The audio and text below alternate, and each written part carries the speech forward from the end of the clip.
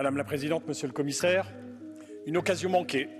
Voilà l'avenir bien sombre que nous impose le dogmatisme des conservateurs, des libéraux et des sociodémocrates, couplé aux puissantes voix de l'industrie pétrolière et gazière, qui, via de fausses ONG et un vrai lobbying, compte bien se tailler la part du lion et engranger de nouveaux profits dans le nouveau marché de la capture et du stockage du carbone.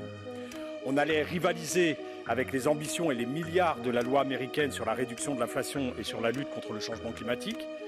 On finit sans priorité, sans vision et sans un euro. En se concentrant sur les technologies propres et sûres, existantes, et en élaborant un Buy European Act, nous pouvions pourtant élaborer une stratégie industrielle européenne ambitieuse, axée sur la transition vers une économie net zéro, pour à la fois sauver le climat, garantir notre autonomie industrielle et créer des emplois verts de qualité.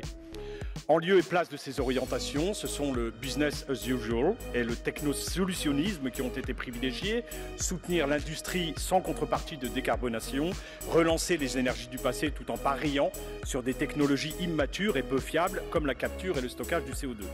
Et en parallèle, s'asseoir sur les zones Natura 2000, les directives oiseaux et habitats, le principe de précaution et celui de ne pas nuire. Bref, on ne change rien, on émet toujours plus de CO2, on détruit un peu plus le climat et on croise bien fort les doigts pour que dans 20 ou 30 ans, on puisse durablement stocker le CO2.